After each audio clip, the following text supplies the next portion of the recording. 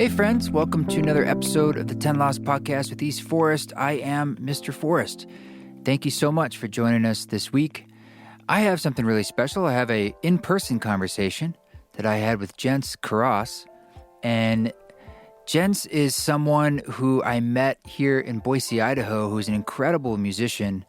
Really, really incredible. Like technically, but also I was just blown away with his songwriting and his artistry. And I basically was hounding him down, trying to get him in the studio so I could not only share him with you, but get to know him myself. And I was successful after many attempts. And so I'm really grateful to be able to share his music with you and a bit about his story. I'm sure you're really, really going to love it. And thank you to everyone who showed up for the live stream to launch Journey Space. I played for 4 hours here in the studio. I was quite exhausted afterwards, but it felt really good. And I just want to thank everyone who dropped in. And Journey Space, we'll be doing some more journeys. So there's one in January scheduled and one in February. So just go to journeyspace.com and see if you'd like to be part of our beta launch here as we're getting things off the ground. And I'm going to be doing some in-person stuff, including December 17th in Boise, Idaho. I'm doing a full-blown ceremony concert here. So if you're in the area or would like to come in, that's going to be a beautiful event at a renovated church that's now just a huge open space. It's called Rhye here in the north end of Boise, Idaho. And other things are being added. I think the Ireland dates in April, early April, and the UK date in early April is ticketed now. But more stuff is going to be announced soon. So that's all at eastforest.org. And we have the new solo piano sheet music book. It is now available for shipping in the East Forest store.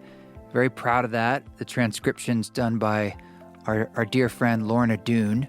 So we put 10 songs in there that you can play on solo piano, which is really fun for me to see it like in sheet music form, because I can barely read sheet music a little bit, very slowly. And so it's just I think sheet music is beautiful, and it's really special to see your own music like that. So that's in the store, along with some new dad hats, and of course our perfume oils are shipping. And we still have some vinyls. They're about to go out. I'm not sure if we'll make more of things like, let's see, what is the one? Spores might be close to gone. And we still have Possible vinyls, if you're into that, and then the Ram Dass vinyls. We try to replenish those because we know that's a popular, my mind's on possible, a popular item. A special thank you to all of our East Forest Council members. That's a great way to support this podcast and to go deeper together in shared witness. Check it out, patreon.com/East Forest. We'll be doing our monthly Zoom council this December, as we do every month. So if you want to join that, or you can join at a lower level. And I just shared the sound check for the live stream that we did, which was like an hour video. And I have a bunch of demos I'm going to be sharing this year over there on the council on Patreon. So check that out. And thanks for leaving reviews on Apple Podcasts. 5 stars goes a long way. We appreciate it. And you can always say hi and share stuff over on the anti-social media, where we like to try and be something that's creating pause over there and not just noise. But it's always fun to connect and receive messages of support and be in conversation over there too. But for now, I want to dive into this conversation because I know you're going to love it. So we were in Boise, Idaho in my studio, and this is the one and only Jens Kuross.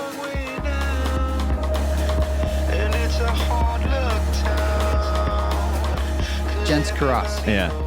So are you from, did you grow up here, Boise? I grew up in the Wood River Valley. So where's that? Ketchum, Idaho, Sun Valley, Idaho, that area. Oh, nice. Yeah. Did you just say you just came back from elk hunting? Yes, I did. That's part of that. You grew up elk hunting? And I didn't really grow up elk hunting. Yeah. I grew up doing other outdoorsy stuff, hunting. My dad and my mom, to a lesser extent, got into hunting maybe 15 or so years ago. Did you get an elk? I didn't. I got a deer this year. Got a nice doe. Okay. Got a freezer full of meat. Wow. Missed my elk. It was. I hope you missed clean. I did. Yeah, as they say, like, don't take the shot unless you're going to down it, you know? Definitely. It's one of the saddest things I ever saw was I was down in southern Utah, and I saw this deer, like, walking along this hillside with an arrow in its rump. Yeah. Just limping. I was like, oh, that is crushing. Sad. There's this weird thing about people who don't know. Hunters are not, like, exposed to hunting culture. Something about them feels like hunting a deer or an elk with a rifle seems very unfair or like cruel. Right. And like hunting in more quote unquote natural or organic ways, like with bows and arrows, seems like more fair or something. Yeah, I've heard that. Yeah. But the amount of animals that end up wounded, which is horrific, from bows and arrows versus the amount of animals that are just wounded from rifle fire it happens. It's so much more common when you're bow hunting. Bow hunting is very difficult. So much more difficult. Yeah. Yeah, and you have to be very close, and you have to be very accurate, which is very hard to do. Yeah. I knew someone whose grandfather bow hunted birds, which to me was just next level. I mean, I don't even know how you'd get that done, but somehow he did. What kind of birds? I don't know. I mean, I was a kid. Yeah. Maybe it was turkeys, and he called them birds. Yeah, you can hunt turkeys with bows, I think. I've heard you have to have a very accurate kill shot because turkeys are similar. Like, their heads are very small, and that's one of the only places that would really... And their hearts are very small. Yeah. Yeah, definitely. I mean, I've never bird hunted, so I don't know. That's one of my dreams, though, is to get a turkey with a bow for Thanksgiving. Have you seen the people who hunt fish with... Like, they fish with... I've actually... I know this because one of my friends fishes with an atlatl. Okay. Which is basically a spear. And I've gone out with him, and it's easier than you'd think because if they're in a stream and it might be in a pool, you can just kind of really slowly get up there and then poof and get a trout. Yeah. It's actually illegal in the area because you can do the catfish or the suckers. Sorry. Yeah. Because I think it's maybe considered too easy, but part of me is like, if you're willing to. Even like hand fishing, like going in and just going on and getting with your hands is not legal. And I'm like, if you can pull that off, you can have the fish if you want it. You know? You've earned it. Yeah, I would be amazed. I mean, I know people hunt catfish sometimes by like sticking their hands like in the catfish's mouth, like these giant catfish that are like in. I don't know, along the shore of these giant like rivers in the South, and guys who there's a word for it that I don't remember, but they'll just reach their hand. And it's called fisting. Yeah, they fish the catfish, and they get like literally, they grab something on the inside and they pull the catfish out. It's like is unbelievable. And and it's like massive fish, and they pull it on their boat and they eat it. Well, shout out to Matt Graham, who's been on the podcast twice. He's the one who is the primitive skills guy who knows how to do all this stuff. But I did spearfish with him. We actually used a catfish claw that you can get, and you just tie it to like a long 10-foot tamarisk stick, whatever pole. And first try, I got a sucker. The suckers are easier to get, but it's pretty cool. It's a pretty good feeling to like spearfish. I bet you feel kind of like you're in touch. You feel primal. Yeah, you feel like you're like you're standing around a fire, telling stories, hunting things with spears. It's like you're in touch with your. Yeah, I get it. So I came across your music. I'm really happy you're here. I was trying to remember today. I couldn't quite remember the origin, but I think I know what it was, and I just want to tell this brief story. Okay. This is months ago, during COVID, and I think there was a little bit of stuff coming back, and I was just looking for like what's going on tonight kind of thing. And there's like one thing going on, and it was you. Okay. And I was like, I don't know this guy.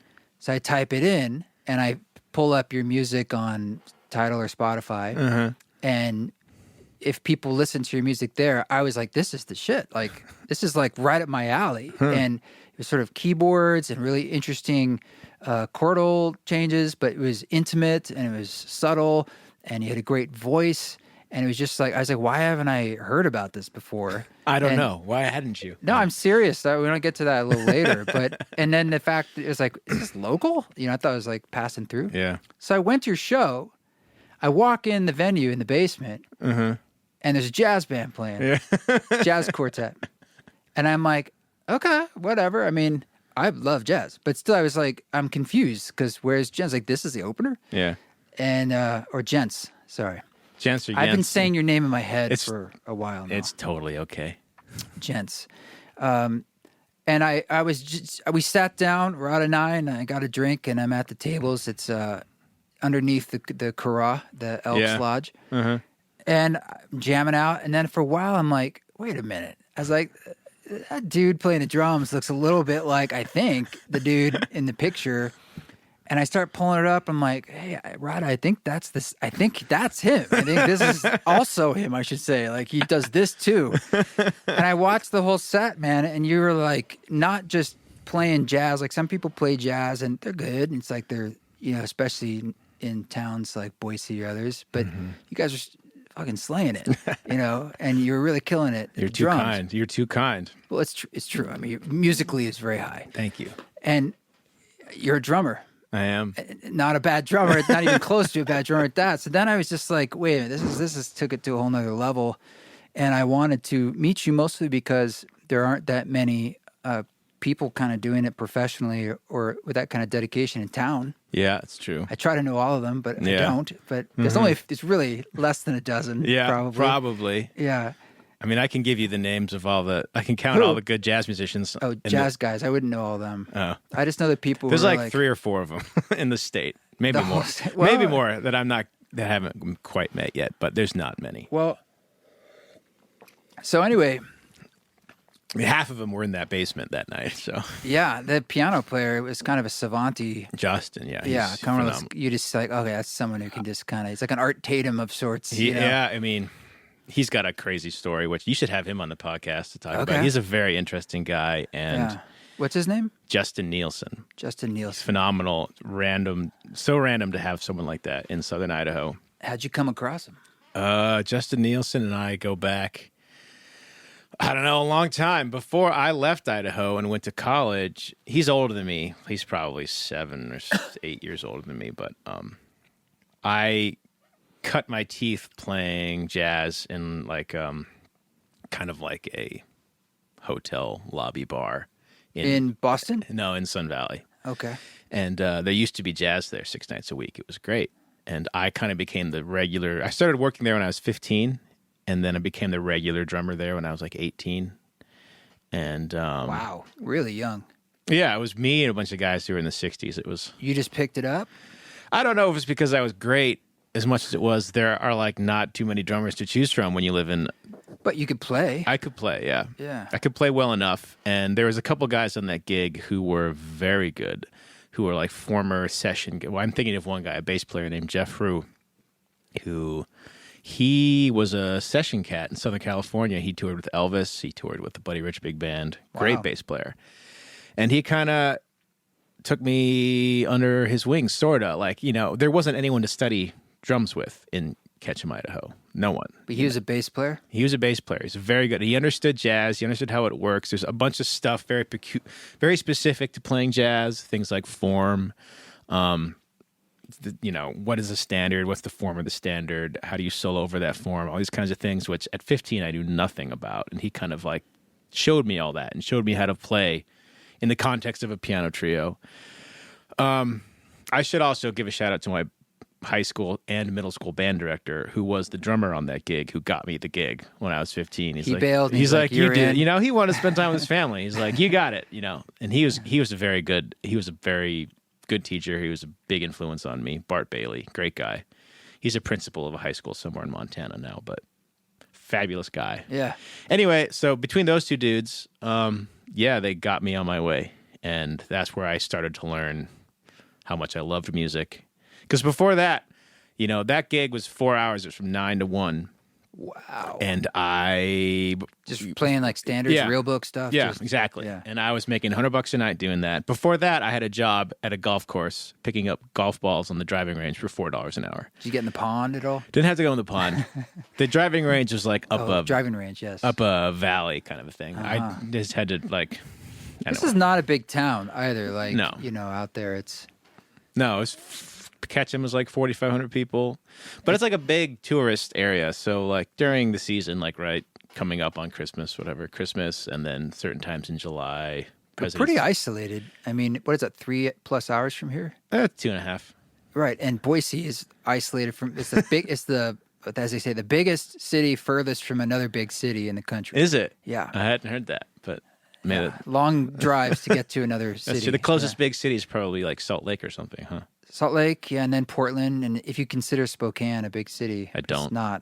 Yeah, and even that's like pretty far. Yeah, it is. Yeah. Anyway, so you were doing this multiple nights a week? Well, when I was 15, I was just subbing. I would do like once a week, and then by the time I was 18, it was 6 nights a week. Yeah. Wow. Yeah. So you did this a lot. I did it a lot. It was shedding. It was a good experience. A lot of playing with guys who were way better than me that put me into gear, I suppose. And at that time, all I wanted to do was be a jazz drummer. I just loved jazz. You're dedicated. I was dedicated. I would, between the ages of like, when I went to school, so between 18 and 22, I was basically drumming 8 hours a day. Fuck yeah. What's that movie with the dude? Don't say Whiplash. Not that movie. That was intense. That was crazy. Yeah. Yeah. I was just thinking about, guys, you shed that much. But I don't want to shit on Whiplash. That's not a bad movie. It has everything that has to do with that movie in terms of production value, story, acting, cinematography, whatever, script, dialogue. Filmmaking. It's great. Everything about that movie that has to do with music is completely off. What I hate about movies about music a lot of times is they romanticize the music making process for almost every time in the movie. Yeah. They're in a studio and everyone's just like, they're feeling it. And then all of a sudden, boom, and all of a sudden the song just happens and it's just like, that's how it works. Music is magic. Or a show, they're just like, hey man, it's in B flat. And the next thing you know, like the harmonies are happening and like. Oh yeah. Yeah, it's the worst. I can't think of a movie about music I like. Except maybe This Is Spinal Tap. Did you see The Sound of Silence on Amazon recently? Oh, with what's his name? The guy drummer who loses goes deaf. his hearing. That was a good movie, yeah. That crushed me. It made me cry. It was good. But how much of that? That was a movie. To me, that movie wasn't really about music as much as it was about like addiction. It was just too close to home for me about the idea of losing your hearing. Yeah, and it's how terrifying. hard that would be. Yeah. And the sound design for the movie itself was powerful. Yeah, definitely. The ways they played with like you hearing like him and I was blown away by that movie. Yeah, no, it was a very good movie for sure. What's the worst movie you can think of that's about music? Let me hear one more good one though. Okay. Soul. The movie Soul. Oh, the Pixar one. Because I haven't seen that. John Baptiste did the music for the jazz stuff. And there's these scenes. You haven't seen it? Oh, dude. No. The music is great. It's got kombucha up my nose. Careful. They mirrored in new ways, whatever the technology of him actually playing. Everyone playing, it's like, this is it's strange for your brain. Like they're playing, but they're like cartoons. Like really, like looks like real hands playing because they actually did it. Did they do the motion capture thing where they like had them play and they had little dots over them? That's like, yes, and they said in the old Pixar's it would be, let's say, 120 dots, and now this is like 1,100 or 20,000. I mean, it was like a scale of magnitude more accurate. And on top of that, there's one song in there. It was in the script where he essentially has this Satori moment while he's playing jazz. He was a jazz pianist who couldn't break, but it was his love. And he has this scene where he just breaks, and it's supposed to be that he's in the flow state. And so the script probably says something like, the most amazing music must play, that's the flow state. And he wrote this song that is really, I just was like, that is kick-ass. And it's jazz. Okay. But it's great. And I was just... Well, I should check it out. I mean, Pixar's always good. They're like, they don't really... I can't think of any Pixar that are like misses. Yeah. Okay, so I just want to get through this timeline. Partially, I'm selfish for myself. No, and then it's fine. I mean, I don't care if we have any tangents, but just I want to honor like your Stay own on track. journey, and I want to understand it a little bit. Yeah. So you went from there to Berklee, right? Yeah, studied drums at Berklee, yeah. Okay. I know Berklee a little bit because I was in school in Boston for a couple years, and I used to go over to a jazz club that was cross street-ish, a small place. And do you remember the name of this joint? Maybe it was there when you were there. Wally's? Yes. Yeah. Wally's. There's a jam session at Wally's. Yes. I used to play that jam session on occasion. Yes. Yeah. Yeah, because it would often be like students. Yep. And it was kick ass. And like I would go in there at night. And What school were you? Emerson or New England? I was doing a graduate acting program actually over at Harvard. Oh, and wow. the Moscow Art Theater. So it's like I was over in Cambridge. Okay, well, so 2 Wally's years. is not across the street from Cambridge. No, I would take the Okay. I'd take the T. Wow, Yes. it's all coming back. The red line. The red line. Yeah. Or I'd ride my bike actually, Ah, which is a bit of a hump. it but, is. Yeah. I love that place though. And and I knew some people from Berklee just because we did one production where we brought a couple people over. There's this one girl named Vesela Vesla. who was a marimba major. And we did this production of Antigone and we needed crazy music. And That's dark. yeah, we hired her to, yeah, she was like Yugoslavian or Okay. something, Hungarian or one of those. That's She's one of Eastern those Europe. Slavias. Got it. Yeah, I know. You can't. Anyway, so I have an affinity for the place, and I know it went through some changes too. But anyway, what years were you there? I was there from 2001 to 2005. Oh, we just missed each other. When were you there? I was there until 2001. Just 2 years there. Like ships in the night. Yeah. Well, cool. And then when you went there, were you still thinking jazz? You're going to be doing jazz Yeah, that's all I drumming? did. I studied playing. I studied a bunch of different genres that are kind of existing kind of as satellites to jazz, at least in that school. You know, I studied like Afro-Cuban, like jazz, Afro-Cuban stuff, salsa, and Brazilian stuff. Wow. You know, samba, bossa nova, that kind of stuff, all the percussion instruments associated with those genres. I'm not good at that stuff, but I took it all. I was just like a sponge. I was soaking up all the information I could. Yeah. For sure. Wow. And were you thinking jazz performance, or were you Yeah, thinking that was my you're major, jazz drum set performance. composing the two No. probably, or I did some composing, so I had to take, when I was there, I don't know what the curriculum's like now, but when I was there, I had to take 4 years of what they were calling, I believe, dominant harmony, which is like modern music theory, you know, how dominant chords function and, you know, how chords function, how you create tension and resolution and, you know, using intervals and chords. And it's called dominant harmony because it's basically all about how dominant chords always work all the time. It's a long process till you get to that point. But it's 4 years of normal music theory, 2 years of traditional music theory, which is where you break down form and analyze theory from classical music and Baroque music, and then 2 years of counterpoint, which is all basically just studying Bach and writing two-part inventions. And I had to compose music for those classes, but I wasn't really interested in being a composer. Mm-hmm. Yeah, I didn't start to write music with lyrics until after school, like maybe when I was 23 or something, 24, 23. yeah, I didn't either until college. It was a late start for me. The college I went to in upstate New York, it's called Vassar College, and the Steinway daughters went there way long ago, and they donated at the time Steinways. So everywhere you went, there were these old Steinways, and they kept them tuned multiple times a year, and so they were just everywhere. And it was the first time I'd played like a real instrument. Yeah. I just had a piece of crap piano growing up, and I hated it. Like a little digital thing? Like It was a Baldwin, but I mean, it just didn't sound good. Yeah. And so it didn't engender wanting to play. So it really taught me the lesson of like what a real instrument can do to inspire you. Yeah.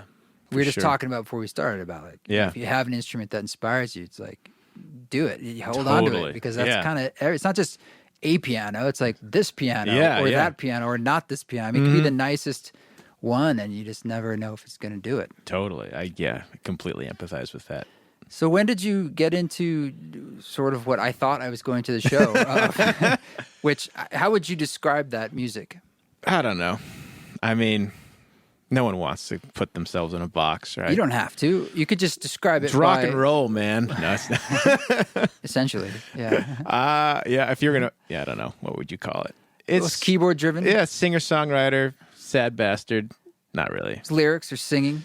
His lyrics, instrumental. It's not instrumental. It's singer-songwriter stuff. You know, I've come out of listening to a lot of Tom Waits and a lot of Bob Dylan and a lot of Tom York and Radiohead and Bjork and Randy Newman and whoever else, and it's kind of like all living in there in some way, you know. Plus all like my jazz training. I love gospel music, you know. I love hymns. I love all those older kind of traditional American music art forms, and then I just like, you know, I've spent a lot of time in Germany. We can get to this later, you know, in like the house music scene, and you know, I have a love for drum machines and electronic drums and synthesizers as much as I love playing actual drums, and so it all kind of lives in the music somehow. Yeah, I wonder if some people who play drums aren't as into like electronic drums, but you are. Do you like programming drums, or is it more like you like old school drum machines? I like programming drum machines. I don't do any work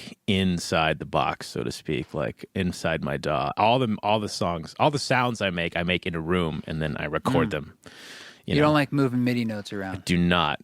I can think of a few things less inspiring than like that. Yeah. I know what that work that I can see the image on a computer screen now, just like I can pull it up right now. Moving the dots around and like I know people who work like that and they're great, and that's how they work and they make amazing art.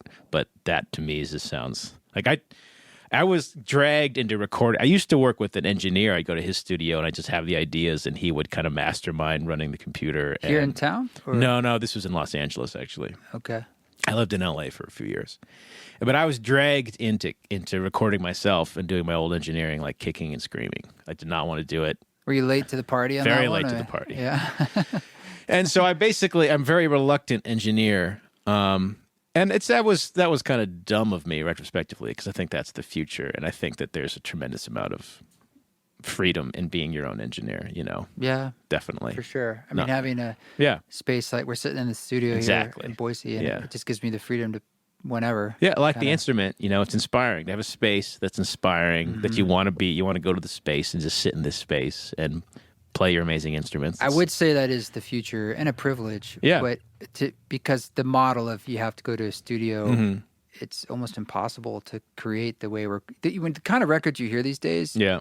I don't think you could make them that like we used to do music. Yeah, I mean, you could if you're just a guy and a studio and you were in, you know, I don't unlimited budgets. But even that doesn't really exist anymore. Yeah. You know, especially for if Jeff Bezos wanted to make a record, he just wanted to rent out Ocean Way Studios for a year and just whatever, he could do that. Yeah, just take ketamine all day long. Yeah. Exactly. So walk me through just a bit the timeline to now. You went to school, and then what?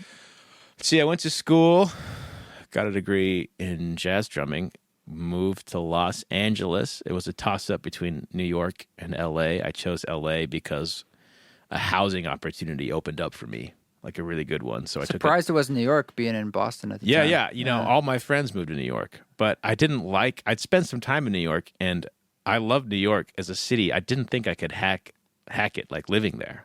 You could hack it. I don't think I could have hacked it. You got that northern blood.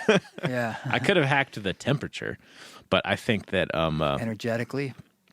Yeah, and it's so hard to get out of New York. Like if you want to go out of New York to go on a hike, you know, to go on a walk in the woods somewhere, it's going to cost you like $57 in tolls, and it's going to take you 2.5 hours just to leave the city. And I don't think I could have stood that. I really don't think I could have. So I ended up in L.A., which has its own lists of pros and cons. I mean, I'm not really a city guy either way. Like, but it felt to me like that was the right choice. Professionally, there's a lot of amazing music in that city, and there's a lot of amazing musicians in that city. I would say the scene in LA is unlike anywhere else in the world that I've been to. And I've been to most big cities, excluding, I mean, that actually is not true. I've been to most big cities. That's a huge list. I've been to a lot of big cities, a lot over the world. With Lagos, you know. Yeah, you know. Cairo. The music scene in Cairo is off the chain. It may be. No, I've been to, the closest I've been to Cairo, I've been to, where have I been? I've been to Is this Beirut? touring? Yeah, I've been to Beirut and I've been to Bahrain, but Abu Dhabi, but not Cairo. No, I'm just saying the scene in LA is tremendous. Like the scene in London is great. The scene in Berlin is great. The scene in New York is great. The scene in Nashville is great. But the scene in LA is on some. There's just the concentration of talent in that city is amazing. At least when it comes to like technical ability, like the scene of like session players, workers. Are you talking about jazz or anything? Yeah, anything. I mean, you're going to get localized scenes here and there. Like, there's going to be a specific kind of drummer that comes out of, like, the gospel scene in Houston or Atlanta. And there's going to be a specific kind of drummer who comes out of New York in, like, bebop drumming. And there's going to be a specific kind of drummer in L.A. who's more, like, pop-oriented. And maybe, you know, even that feels like not doing either any of those respective scenes justice because they're all diverse and interesting in their own way. But I would say LA, given its size, has a way of attracting people from all those other places anyway. Yeah, so it seemed like the right place to be for those reasons, just to surround myself with a bunch of guys and girls who were better than me. Do you feel like it's hard to connect with those people, though, with such a disparate city? Like, you know, the scene itself is not a building. Absolutely. And in a lot of ways, that's the one thing that's different about, well, I guess all places are like this, but in LA particular, things are siloed and it can be far away, the valley to the west side, the east side. LA is a pain in the ass to get around in. It's huge and it's dirty and there's traffic and like driving on those freeways is the next level. It's asinine what people do every day there. Just like talking on their cell phone, eating a burrito, and they're like 85 miles an hour, bumper to bumper. And it's like insane. But you get used to it. No, there's pros and cons with LA. The pros are the music there and the musicianship and the level of all that is just phenomenal. That's definitely a huge plus for LA. So how long were you there and why'd you take off? I took off because I'm not a city guy. I felt like the benefits that I had accrued from being there had run out. Like all the touring opportunities I've had, playing opportunities, recording opportunities, local gigging opportunities. Like, I felt like, I don't know, I just felt like it was time. I had all that, and it's been a tremendous benefit to me in terms of just the craft of making music, but as well as like the creative aspect of it, of being around people who are creative and like-minded. I didn't think there was a future there for me and my music because it's a very scene-driven thing there when it comes to like at least creative music. You know, I saw the scene, what was considered the cool music. You know, probably changed 4 or 5 times during my tenure there. And the music I made, it was like Maroon 5 came out of there. Yeah, I remember that. Maroon 5. I was on tour with them, or I was on tour with the band that was opening for them for a number of years, or for a summer, which was fun. That sounds like an upbeat band. Very decadent, very fun. What was it? Oh, it was this artist named Rhye Cumming, who was an Australian singer-songwriter. I think I've heard of it. An aspiring pop star at the time. He has since changed his name to Rhye X. I did a lot of touring with Rhye X. Wow. Worked on a lot of his records. Amazing. Yeah. So all that, I didn't want to be... I kind of figured that the music I was making wasn't ever going to really find a home there, like, because it wasn't ever really one of the cool kinds of music. And it's not this... The music that was cool there, you know, it changes. It was indie... singer-songwriter to alt country to synth pop to I don't know, now it's kind of also like Americana singer-songwriter. Well, and you don't want, it's like a scene is a scene in a sense, or it's like a fad. Yeah. And you just want to do what you're doing. Exactly. Regardless, you don't want to pander to the moment. It's difficult to describe what it's like being in that environment, because I think when you're in it, you know, it's the water you're swimming in and you don't really realize you're swimming in it, which is... I totally get it. I was in New York, so it was similar. Yeah. At the time, it was like Interpol or The Strokes. Yeah, or... Then, there were things that were like interesting. And they were the Strokes, and they're all the bands kind of one band removed from the Strokes. My friends were the Bravery. Yeah, okay. That was their band. They were definitely a Strokesy band. Yeah, and they were kind of like in that scene also making music that sounds like the Strokes. And they got signed. Yeah, exactly. But the Strokes were the cool band. They were the original. And they're all the bands trying... And then like... So there's a genuine article, and then there's all the stuff that's kind of like glommed itself onto the Strokes and that scene and that aesthetic, and they dress the same way, and they drink the same coffee or whatever it might be, or the same... Yeah, they go to the same bars. The Strokes only drink light roast. FYI, for all you listeners. Anyway, and then there's the people, and like that's cool, But then there's the people who make their own weird brand of, I don't know, polka or whatever their heart leads them to make. Does not sound like the Strokes. And so people might listen to them and go, oh, that's cool. But they're never going to go to that person's gig because there's no like social utility for them to go to that person's gig. Well, and the competition in LA for gigs is nuts. There's probably 200 gigs a night in that town, and it's difficult to get people out. It's so difficult, especially because they have to drive so far and they got to find parking. And if it's a little bit overcast, everyone gets a little freaked out. They do those things too. I played at Hotel Cafe where it's like 5, 6, 7 shows a night, and in and out, and your gear is like slammed in with everybody else's, and people there's signs up like your gear will be stolen. And it's like, we're not responsible. It's like, what the fuck? It's so hard. It's not friendly, and even the other people in the scene with you, they're not necessarily rooting for you to fail, but they're not really rooting for you to succeed either. It's that middle ground of not giving a shit. Yeah, they're like, because if you succeed, that probably means that they're not. And I get it, especially when you're in your early 20s and everyone's just insecure and trying to figure out who they are, and they have a sense of their identity, and it doesn't take much. And I'm speaking from experience. I've been this person. I'm not judging people for this. This is definitely me. You see someone else who's kind of inhabiting that same space that you thought was your space, and you're like, fuck that guy. I'm the creative jazz drummer guy. Right. But you're 23 and you're dumb. So So when you were there though, what were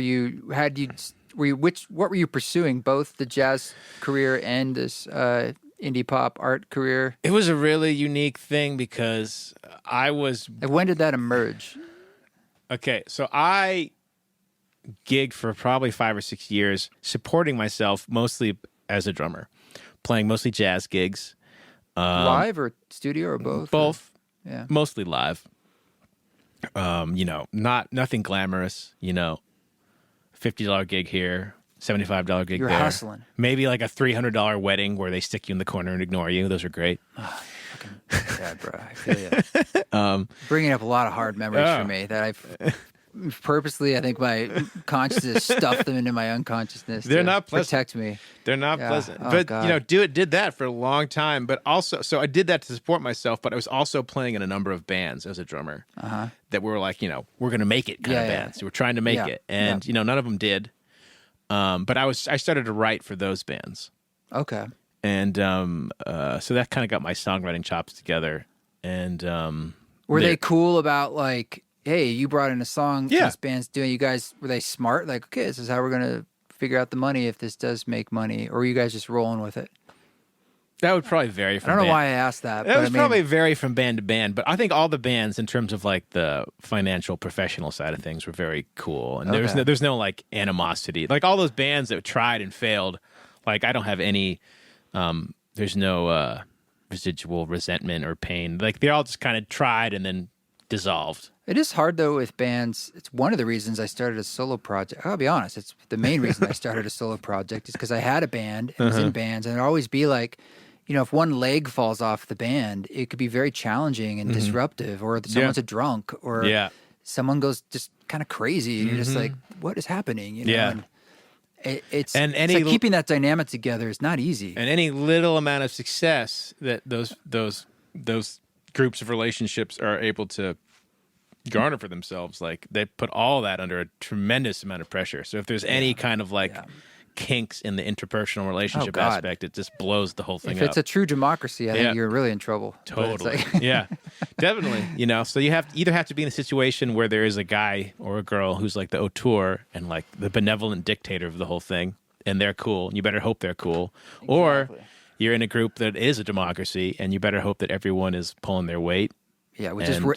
Which is rare. Yeah, it's super like rare. It's hard to make. I mean, being in a band is like being in a marriage, and it's impossible. Not impossible. It's incredibly difficult to make a marriage work with just two people. Let alone having a creative part of it that's amazing.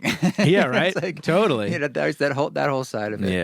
Yeah. So you can imagine how hard it is. That's why when you see bands that have been together for long periods of time, it's actually very impressive. That's what I think. It's very impressive. That's what I think. I'm like, wow. And I was hanging out with these guys, the Glitch Mob. We've become friends. 3 guys. I know guys who know guys in the Glitch Mob. Well, I knew Justin, and he was just someone who became a friend, and I mean, he's super sweet. Mm-hmm. And I was like, So when I was meeting the other guys, it's a little like, I don't know, right? I met these guys, and they were like top-notch human beings, like sweet, grounded, nice, kind, giving. I was like, this is why you've been together 20 years. This is why this works. That's why this band has been together. You're like good people. Yeah. And you're probably really good to each other. You're like loving guys. And you know? like listen, and if there's they're a not conflict, jerks. you can talk about they're it. like good guys. So it's Yeah. like, okay, this is the success of the band right there. Yeah, there you go.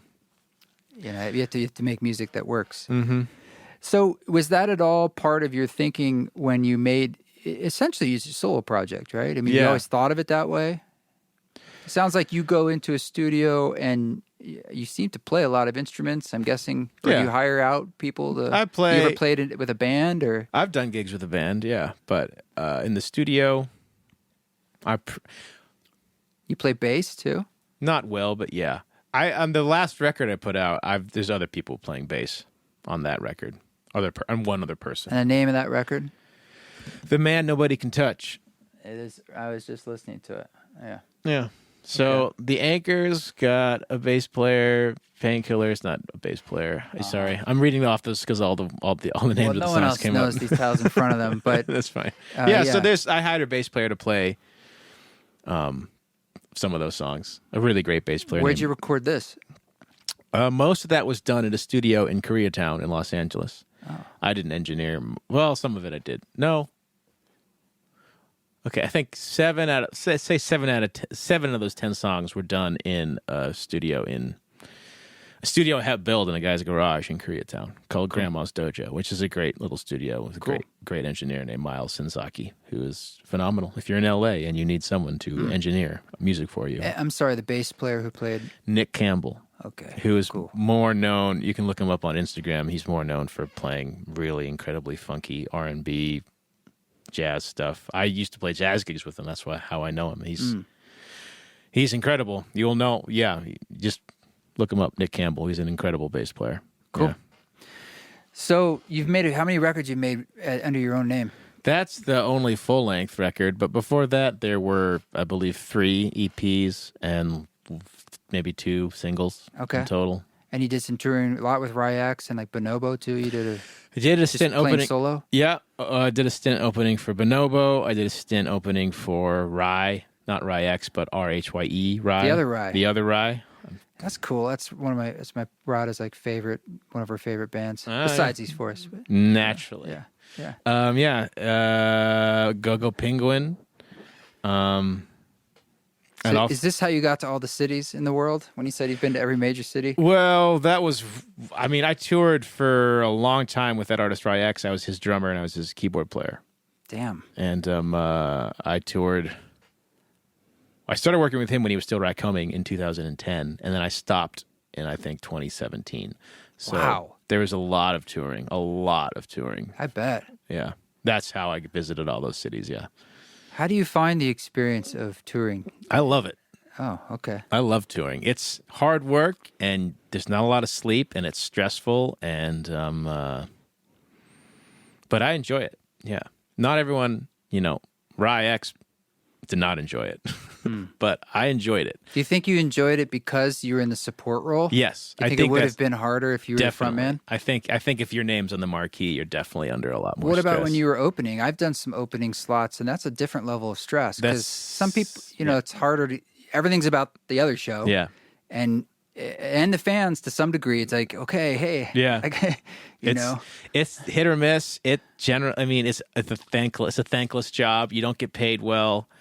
The fans aren't there to see you. You have to work really hard to win them over. But if you do win them over, if they're in the right space to hear new music and you're in the right right space to connect with them, then it is magical. Yeah, and some big crowds. You get to play. You get to play big stages. But you wouldn't at that moment in time. Exactly. Hard ticket sales for it. Yeah, totally. So I had some really magical shows with Bonobo. I had some really magical shows with Rhye, or HYE Rhye.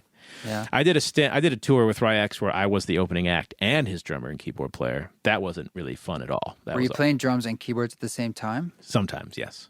Damn, man. Wow, man. You got a lot of bang for the buck out of Jens. I know. I should have been charging him a lot more. Double. Yeah. Well, that's a different conversation. We can, but yes, I should have been paid double. Are you the only musician who's played with both Rhyes? Well, I wasn't in prominent Rhye. ilk? I wasn't in Rhye, Rhye's band. Or you toured with them? Yeah. Or opened? Open for him. Maybe. Yeah. I might be, yeah. Oh, yeah, maybe going back. I see. That's cool. Yeah. We know Genevieve, or Genevieve. Oh, really? Yeah. Geneviève. Sorry, yeah. I know I Genevieve. call her Genevieve, but I heard she prefers Genevieve. Geneviève, Yes. yeah. I know Geneviève really well. Yeah, actually. Yeah. I met her in Berlin like in 20. That's so Genevieve. It is. She was living there at the time. That was cool. like 2014, maybe 2013. That was before she was with Mike. Mm-hmm. I don't know Mike, but I know her from we've crossed paths several times. Did you do one of her like secular Sabbath things or? We were talking about it in the pandemic. Yeah. And she's close with Justin, who I mentioned from the Glitch Mob, and she also grew up at Esalen. Yep. And we've been at Esalen many times, Okay. and we ran into her once there. Had a little nude hang, just chilling, talking. I've done a It's nude hang at Esalen This is once. unusual. This is what we do here. It's where I bumped into you in the tub. So Yeah, there you go. yeah. But that's cool. Yeah, I saw them play in Portland. Oh, cool. I don't know, 3 years ago or something at Revolution Hall. Nice. Yeah, they had a full band, so they're doing their thing. Yeah, it's a good band. I did that when I toured with them. I just did European dates. You were opening. Okay. Yeah. So where are things at with your project now? If you can bring us up to date. Took me a long way to get to what's going on. What's going on now? I've basically spent the last year holed up in my little studio here, not too far from you, making a record. It's pretty much done now. Cool. And did this one you record yourself? I did all the engineering. I played everything. Shit. There's one song I think where I have someone else playing upright bass on. Is it mixed? No, it's done. It's pretty much done being tracked. I'll qualify it. It's pretty much done being tracked. I have to get it mixed and mastered. I will not. If you want to use anything here or whatever you want to do, feel free. I would be. Thank you. I might want to A/B some mixes. Yeah, I also have a really nice chain here for a master bus. If you ever want to talk through, but okay, you could always try it, just pass it all through and see if you like it. Okay, yeah. Table that. You never know. Sure. So that's that. That's what's happening, I suppose. Very cool. So it's a full length. Yeah, it's another full length. So do you feel that I'm not? It's a little cagey here on whether you're touring in support or in a band. I'm just curious, like being a session player like that, and is that seen to support your work or take away from it? Does it feel like separate energies and lives, or do they help play along? How does that feel? Because I don't do that. And well, so I just know how much time I give to my project, and I don't feel like I have a lot of other time. So I would say on a personal, creative level, they're mutually beneficial. Like being a songwriter and focusing on writing good songs has really helped me as an improviser. Writing songs helps you improvise when you're playing for other people or in general? Oh, I'm thinking in the jazz idiom. Okay. Improvise. Exercising that creative muscle where you're learning how to create spontaneously. Yeah. Mm-hmm. You trust your creative choices better the more you do it. And writing is improv. In its nascent state, you're improvising this song as it slowly solidifies. But when you're beginning it, it's improvised. Right.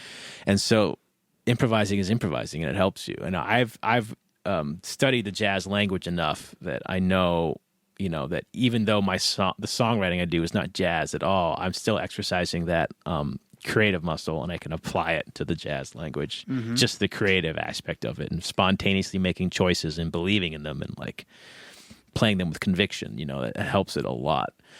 And, the technical aspect and the discipline aspect of all the time I put into getting good and proficient on the drum set as an instrument helps me stay disciplined and focused as a writer. And so I'd say on a creative level they're mutually beneficial. On a professional level, it's confusing because, like you went to see me sing and you saw me play drums. It's like it was the same name. I mean, you can't blame me. It wasn't like it didn't say jazz ensemble. Absolutely, or, absolutely. What did it say? It just said Jens Kuross. Nah. Well, what were you looking at? Because I know there's a flyer I made. I didn't see a flyer. I just looked it up on, like what's happening. I don't know. It's probably in Boise Weekly or something like that. Okay. Well, I don't know how it got there, but I'm glad it did.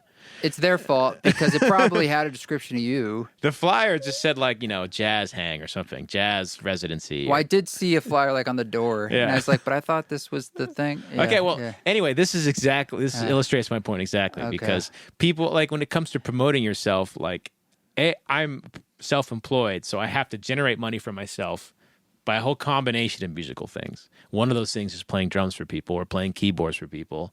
The other is just like as a songwriter and an artist, and then also as a producer and an engineer for other people. Mm-hmm.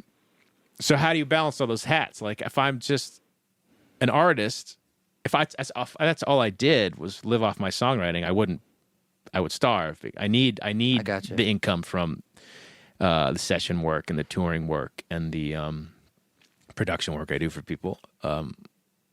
So it just gets confusing, and people don't know how to see you. They don't know how to look at you in a way because people like things that they can. Jens is this. Jens is a jazz drummer. Jens is a singer-songwriter. Jens is a producer, whatever they may be. And then that's how they just, and we all do this. I'm not judging people for doing this to me. I do this to people, but that's how they understand you. So all my friends who knew me as a session musician, as someone they could hire as a drummer on gigs, like when I started like being more of an artist, so to speak, they didn't really know what to do with that, I suppose. And it's not like they were hostile to it. It's just that, gigs would, like session gigs, touring gigs I would stop getting called for those because, Why? Because I'm a singer-songwriter now, And no, I'm not, it doesn't make sense. But that's just how. Is that old competition thing you were talking about? No, back in the day, it's just like he's too good. No, that's certainly not the reason. It's just that people see you in a way. It's just like Jens is a session musician. Oh, Jens is an artist. He must not be a session musician. And there's so many people trying to get gigs as drummers, and the people that would normally call me to hire they have a Rolodex in their brain of 20 other drummers. Yeah, but at the same time, when it's like I want a drummer, Jens isn't filed with the drummers anymore. Jens is filed as singer-songwriter. So the first person that comes to their brain is no longer Jens. It's going to be... Well, you're a bit of a rare bird. There aren't a lot of drummers that I know that are hardcore session guys who are at that level who also have their own thing like that going on. Yeah. Yeah, I'll agree to that. And are you doing a lot of producing? You said you do. Or... Yeah, I've done some. I mean, a lot. I've done some. And what does that look like for you? It's looked a couple different ways. I've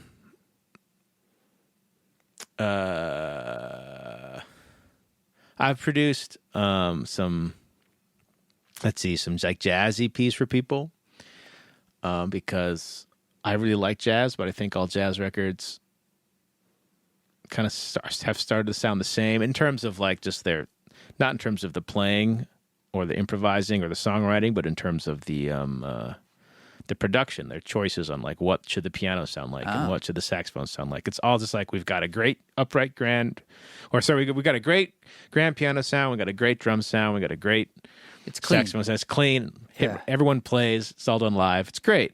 And that's fine. So they're not like being creative with engineering. I don't think they are. No. Yeah, it is kind of rare. So yeah. I'm trying to do that a little bit. I just played. So that trio you saw me play with, we just tracked a record a couple weeks ago. Did it all live, and now I've got all the stems, and I'm supposed to go through and make them more interesting, reamp them, put delays on them, put bit crushing, any random thing I can do to make the piano sound a little bit left of center, and What are you doing to your piano sound on your latest record? On that record? Sorry, your newest one that isn't out. Well, it depends. Or either, I guess. But, It depends on the track. Where does your mind go though to make it different?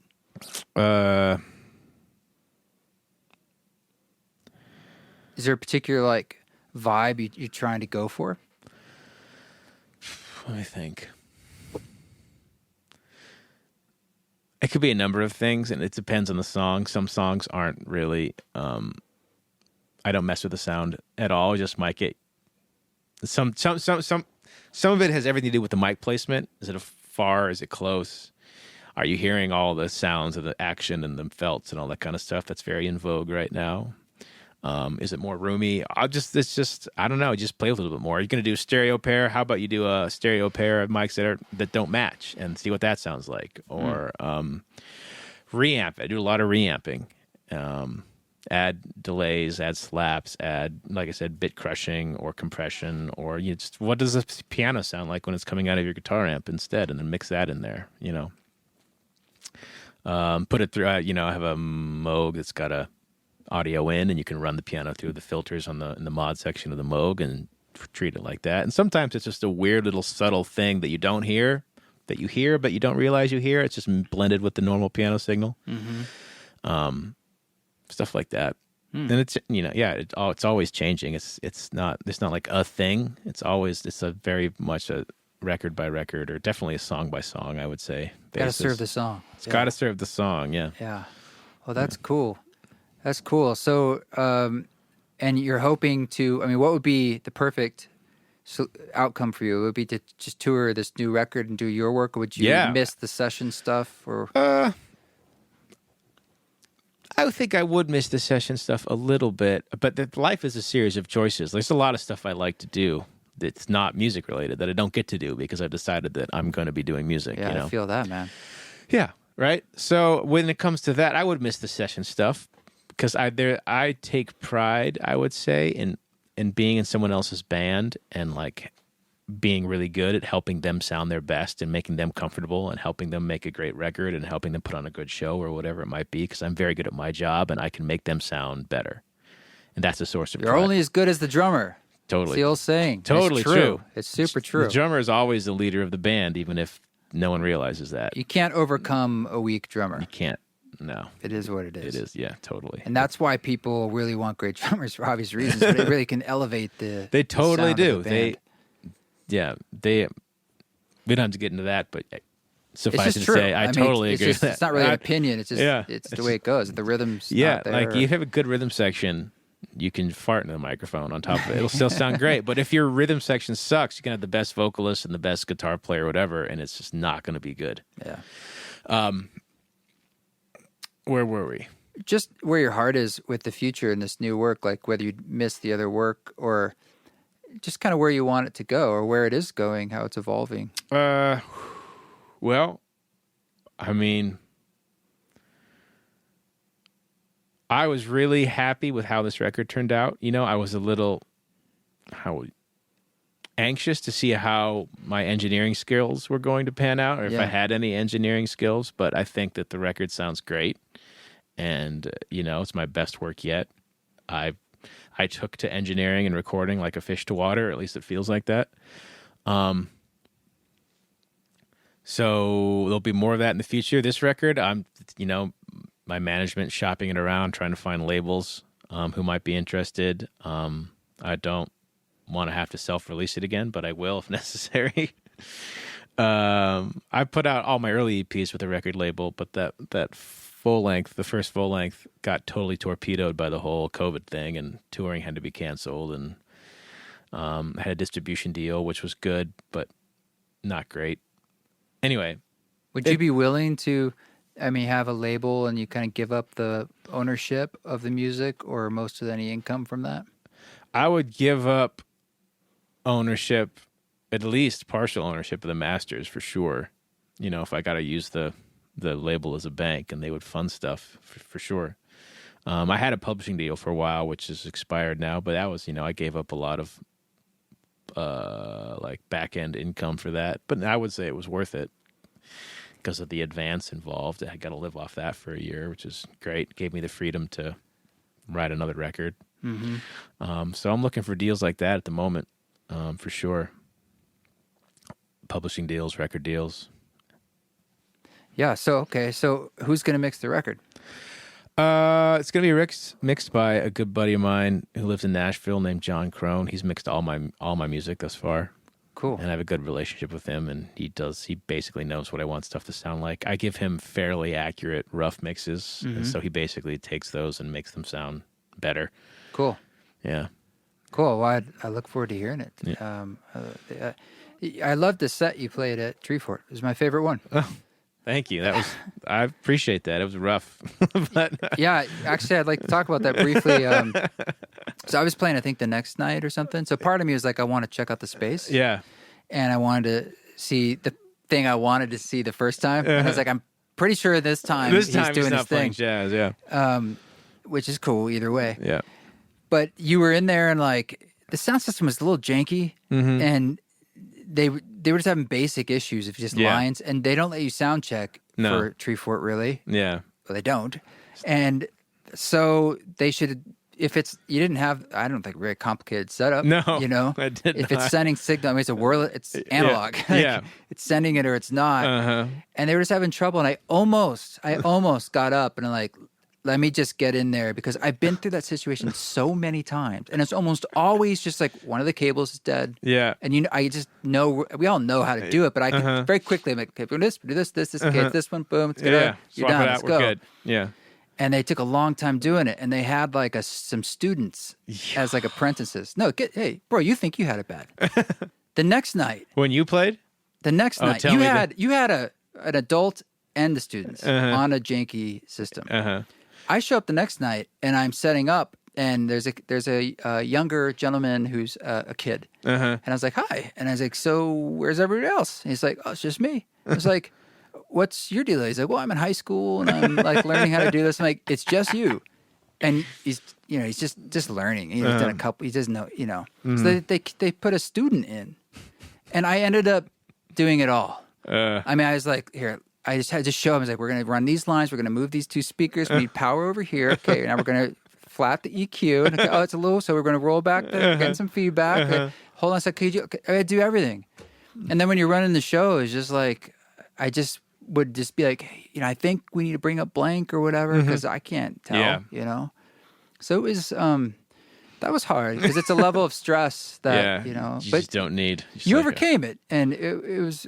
I love the Wurlitzer, and the singing was great, and I don't know, it was just great to see you do your thing. Well, thank you. Yeah, Yeah, I really enjoyed it, yeah. Well, I appreciate that. and I know that the sound was blah blah blah. Yeah. You could dial it in. I get all that, but I mean, I sympathized more than anyone else, because I went through the same thing, even more the next day. When I showed up to set up, the person before me was singing completely acoustically. Was it Yasmin? I forget her name. She sounded good.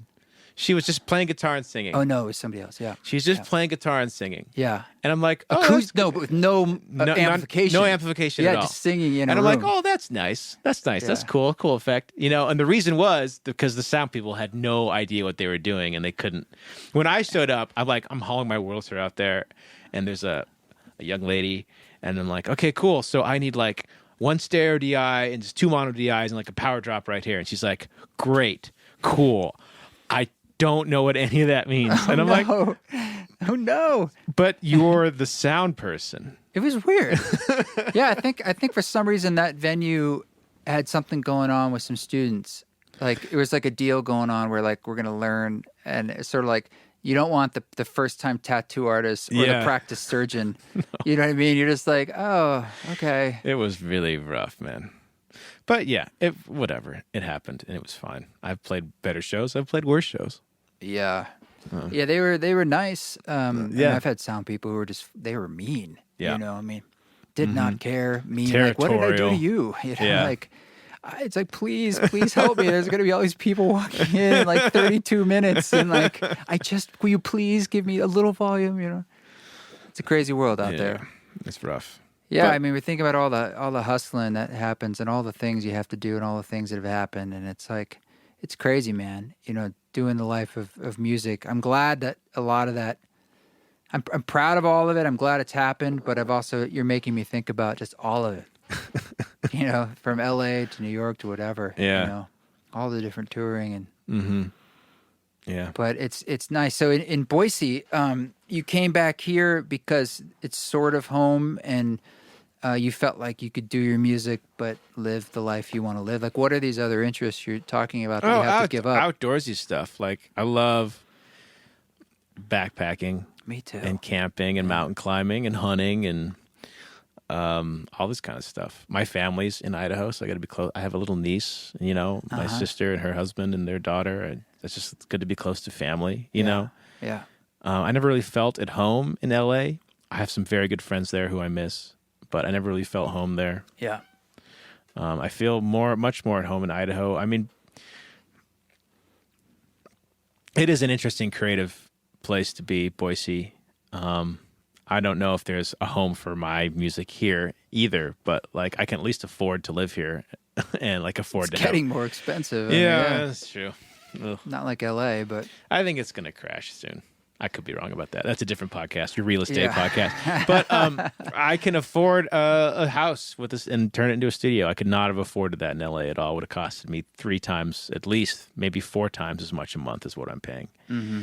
And no, I feel more free to be myself here. I don't feel so hemmed in by what people think is cool and what people think is not cool. Totally, yeah. I feel, I just feel better here. My quality of life is quite a bit healthier. Yeah.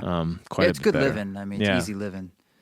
Mm-hmm. I like the 4 seasons. I like the sunshine. I'm a sun freak. Yeah. When I grew up in Oregon, I did not get enough sun. Yeah.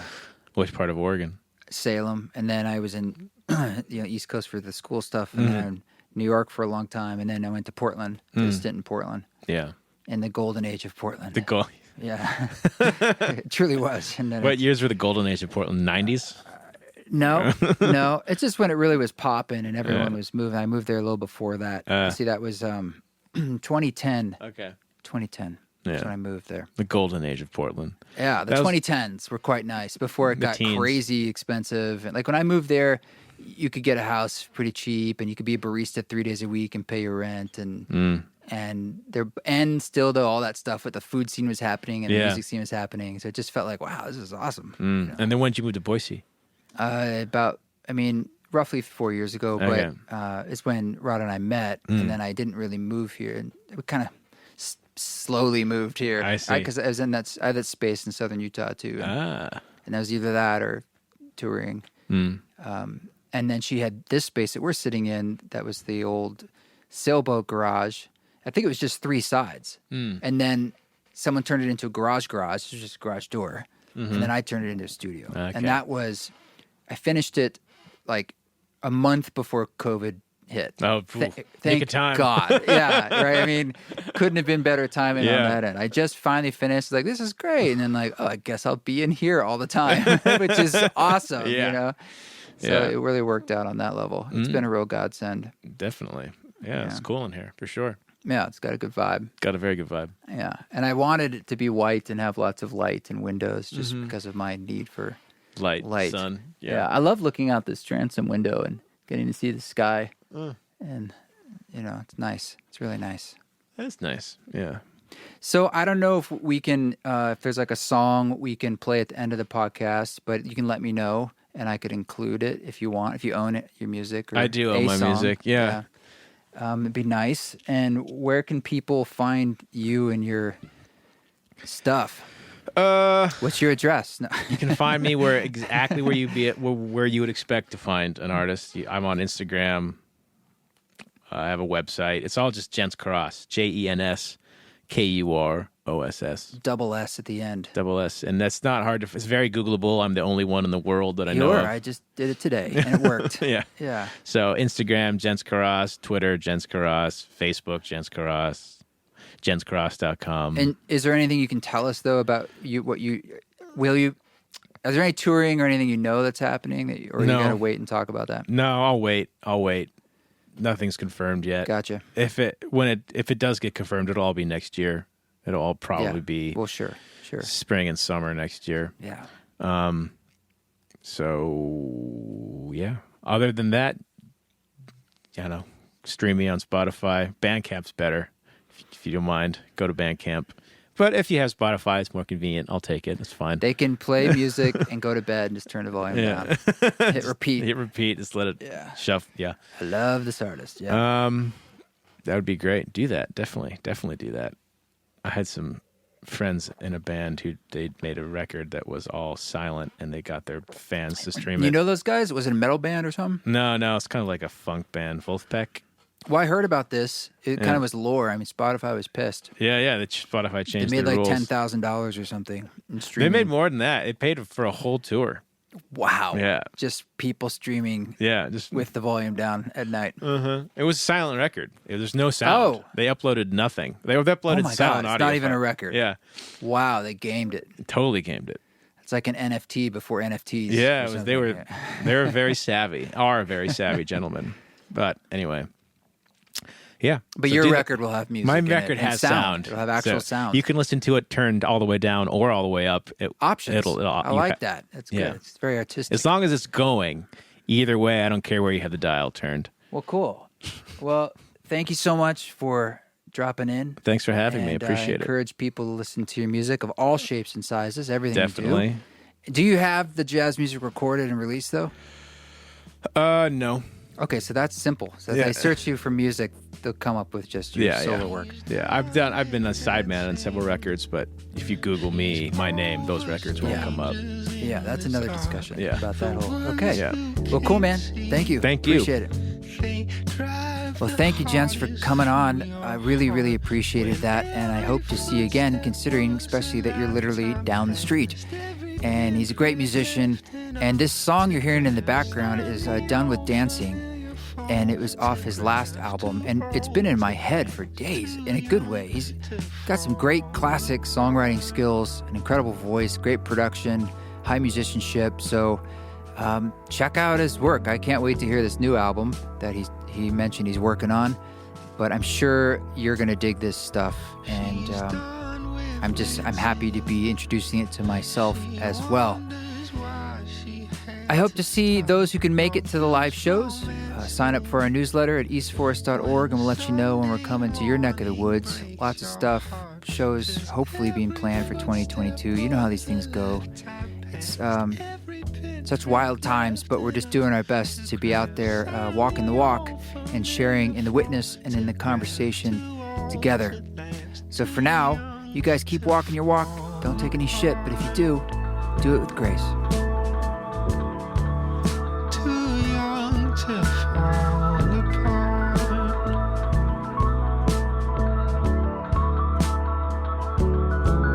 'Cause old days were gold days, but these days she's done with dancing. Old days were gold days, but these days she's done with dancing. Old days were gold days, but these days she's done with dancing. She's done with dancing.